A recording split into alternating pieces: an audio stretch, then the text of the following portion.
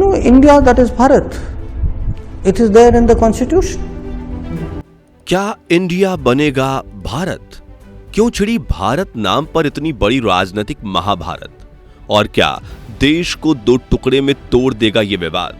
दोस्तों, हर इंसान की सबसे बड़ी पहचान उसका नाम होता है। हमें कितना गुस्सा आता है जब कोई हमारा नाम बदलकर अलग अलग नामों से बुलाए। लेकिन ये तो हुई इंसान की बात, मगर जरा सोचिए जब एक देश का नाम बदलकर उससे उसकी पहचान ही छीन ली जाए, उसके हजारों साल पुराने इतिहास को मिटाने की कोशिश की जाए, उसे ऐसा नाम दे दिया जाए जिससे उसकी असली पहचान ही छिप जाए, और सबसे बड़ी बात, उस देश के आजाद होने के 75 साल बाद भी सत्ता की कुर्सियों पर बैठे नेताओं को कोई फर्क ना पड़े। लेकिन जब किसी तरह से 75 साल बाद देश को उसकी पहचान दिलाने का मुद्दा उठता है तो उसे भी राजनीतिक मुद्दा बना दिया गया, या फिर यूं कहें कि अभी तक तो हमारे देश में सिर्फ शहरों, सड़कों, रेलवे स्टेशनों वगैरह का नाम बदला जा रहा था। इस बार किसी शहर या सड़क का नहीं बल्कि देश का नाम बदलने की बात की जा रही है। ऐसा ही कुछ चल रहा है हमारे देश भारत और इंडिया में, और इस विवाद ने देश की जनता को इतना भ्रमित कर दिया है कि हम खुद ये नहीं समझ पा रहे हैं कि आखिर अपने ही देश को किस नाम से पुकारें। लेकिन आखिर इस विवाद की शुरुआत हुई कहां से और कैसे इसका इस्तेमाल करके राजनीतिक नेता संसद में अपनी कुर्सियां बटोरने के लिए काम करने में लगे हुए हैं। शुरुआत से लेकर पूरी कहानी बताएंगे, इसलिए बने रहिए वीडियो के अंत तक। सबसे पहले बात करते हैं इंडिया वर्सेस भारत के विवाद की शुरुआत कहां से हुई थी। तो आपको बता दें कि इस वक्त भारत में G20 समिट आयोजित की जा रही है, जिसके लिए राष्ट्रपति द्रौपदी मुर्मू ने G20 के मेहमानों को डिनर पर निमंत्रण भेजा। उस पर प्रेसिडेंट ऑफ इंडिया के बजाय प्रेसिडेंट ऑफ भारत लिखा गया था। बस बात सिर्फ इतनी ही थी। लेकिन जैसे ही यह निमंत्रण पत्र वायरल हुआ, तभी से इस मुद्दे पर सियासत शुरू हो गई, जिसके बाद G20 बैठक में अधिकारियों के बदले हुए पहचान पत्र सामने आए, जिसमें इंडिया की जगह भारत लिखा हुआ था। लेकिन राजनेताओं ने इस मुद्दे को लेकर बड़ा मसला तो तब खड़ा किया जब तीसरी तस्वीर सामने आई, जिसमें 7 सितंबर को इंडोनेशिया में होने वाले आसियान समिट के फंक्शन नोट में पीएम मोदी ने नाम के साथ प्राइम मिनिस्टर ऑफ भारत लिख दिया था। तब से लेकर विपक्ष ये आरोप लगा रही है कि इंडिया अलायंस में पार्टीज के गठबंधन से मोदी सरकार घबरा चुकी है, इसलिए वो इंडिया के पीछे पड़ गई है और देश का नाम ही बदलना चाहती है। इसे लेकर दिल्ली के सीएम केजरीवाल ने तंज कसते हुए कहा कि अगर कल विपक्ष अपने गठबंधन का नाम भारत रख लेगा तो क्या सरकार देश का नाम बीजेपी रख देगी?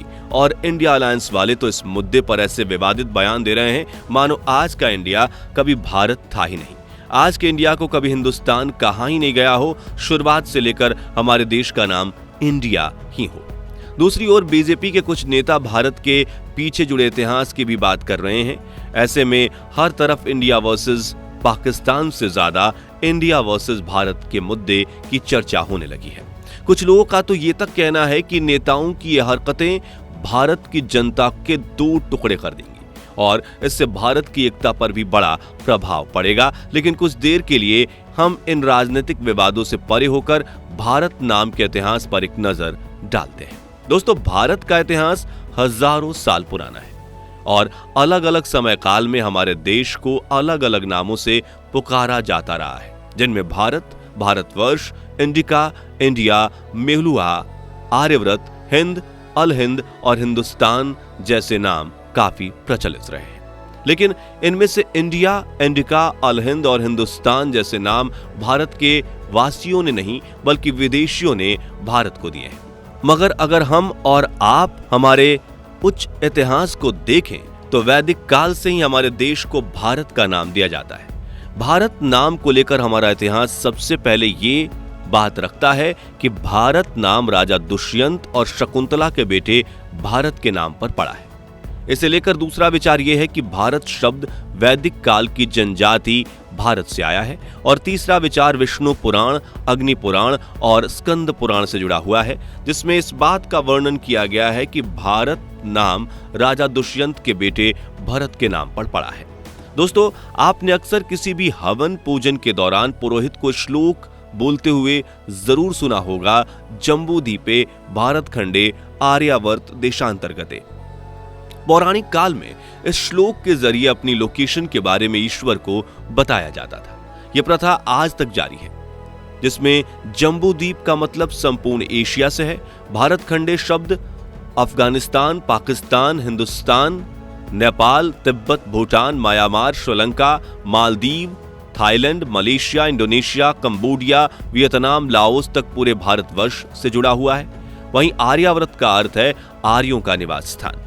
इस आर्य भूमि का विस्तार काबुल की कुंभा नदी से भारत की गंगा नदी तक था। इसके अलावा विष्णु पुराण में एक श्लोक है जिसे आप अपनी स्क्रीन पर देख सकते हैं। इस श्लोक का अर्थ है समुद्र के उत्तर और हिमाचल के दक्षिण में जो देश है उसे भारत तथा उनकी संतानों को भारती कहते हैं, जिससे हमें न सिर्फ हमारे देश का नाम बल्कि इसकी सीमाओं का भी पता चलता है। वहीं हिंदू धर्म के कई पौराणिक ग्रंथों में हमारे देश को भारत नाम से पुकारा गया है और इसकी कई अहमियतें बताई गई हैं। देश में मिले कई पुराने अभिलेखों और शिलालेखों में भी भारत का उल्लेख देखने को मिला है। यानी हम ये कहें कि भारत शब्द हमारे विशाल और महान संस्कृति और इतिहास की पहचान है तो गलत नहीं होगा। साथियों, अब सवाल आता है कि भारत को इतने सारे विदेशी नाम कैसे मिले?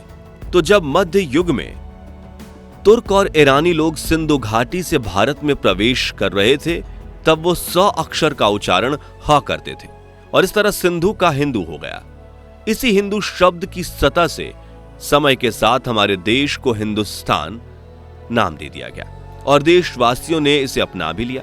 फिर जब अंग्रेज भारत आए तो उन्होंने सिंधु घाटी को इंडस वैली कहा और हिंदुस्तान नाम उन्हें काफी बड़ा और मुश्किल लग रहा था, तो इंडस ने उन्होंने भारत का नाम इंडिया कर दिया। लेकिन उस वक्त उनका हमारे देश पर कब्जा था तो हम कुछ नहीं कर सकते थे और इतिहास में हमने और भी कई ऐसी घटनाएं देखी हैं जिसमें किसी भी देश पर कब्जा करने के बाद सबसे पहले उसकी पहचान छीन ली जाती है ताकि उसका इतिहास मिट जाए। दोस्तों, अब यहाँ ये भूल हुई कि जब 1947 में हमारा भारत देश आजाद हुआ तभी हमें इसका नाम बदलकर इंडिया से भारत कर देना चाहिए था।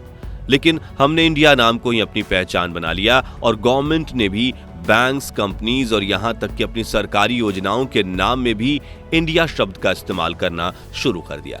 वहीं हमने अपनी स्पोर्ट्स टीम का नाम भी इंडिया से रख दिया, जिससे पूरी दुनिया हमें एज अ इंडियंस पहचानने लगी। लेकिन आप यहां गौर से सोचिए, क्या ये नाम हमारे कल्चर से मेल खाता है? क्या इंडिया शब्द का कोई अर्थ भी है जो भारत के इतिहास से जुड़ा हो, या फिर हम सिर्फ अंग्रेजों द्वारा उधार में दिए गए नाम से ही अपना काम चला रहे हैं? यहां हमारी ये बातें आपको थोड़ी कड़वी जरूर लग सकती हैं, लेकिन सच्चाई यही है कि इंडिया को काफी समय पहले ही फिर से भारत बन जाना चाहिए था। और अब अगर सरकार भारत को इंडिया से भारत बनाने की इनिशिएटिव अपने राजनीतिक फायदों के लिए भी उठा रही हो तो हमें इस बात को अपना लेना चाहिए और इंडिया को भारत बनने में पूरी सहमति दिखानी चाहिए, क्योंकि भारत से ही हमारी पहचान है। आपको बता दें कि जून 2014 में भारत के सबसे बड़े स्पिरिचुअल लीडर्स में से एक सदगुरु ने भी एक इंटरव्यू में कहा था कि इंडिया एक इंग्लिश नाम है, लेकिन भारत हमारे दिल दिमाग में बसा हुआ है। इसलिए तो हमें भारत माता की जय बोलते हुए काफी गर्व होता है और भारत का नाम इंडिया रखकर हमने बहुत सीरियस मिस्टेक की है। वहीं साल 2014 में योगी आदित्यनाथ ने भी इंडिया नाम को बदलने की मांग रखी थी। इसके अलावा 2020 में सुप्रीम कोर्ट में एक याचिका लगाकर यह मांग की गई थी कि इंडिया का नाम ब्रिटिशर्स की गुलामी को दर्शाता है, इसलिए उसे हटा दिया जाए।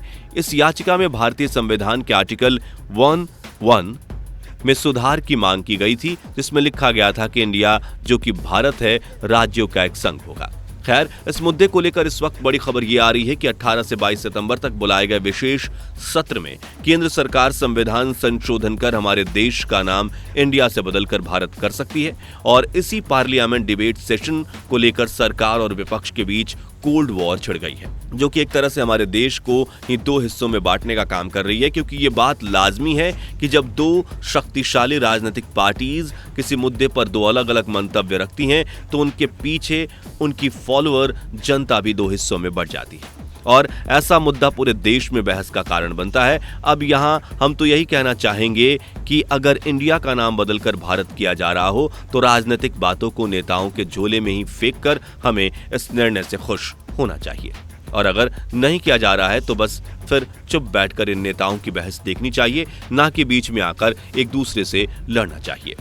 साथियों, अगर हम थोड़ा गहराई में सोचें तो दोनों पक्ष के लोगों की बातों में दम है, क्योंकि एक तरफ वो लोग हैं जो इंडिया नाम को गुलामी का प्रतीक मानते हैं, इसे बदलने की वकालत कर रहे हैं, और दूसरी तरफ ऐसे लोग हैं जो ये चाहते हैं कि देश अपने दोनों ही ऑफिशियल नामों भारत और इंडिया से जाना जाए, क्योंकि दुनिया के दूसरे देशों में भारत की जो अतुलनीय ब्रांड वैल्यू है वो इंडिया के नाम से ही है, और ये वैल्यू सदियों में जाकर बनी है। ऐसे में साथियों, इस मामले में कौन सही है कौन गलत, ये कह पाना थोड़ा मुश्किल है। तो दोस्तों, ये तो थी केवल हमारी विचारधारा, लेकिन इस इंडिया वर्सेस भारत से आप हमारे देश के लिए किस नाम को चुनना चाहेंगे और क्यों?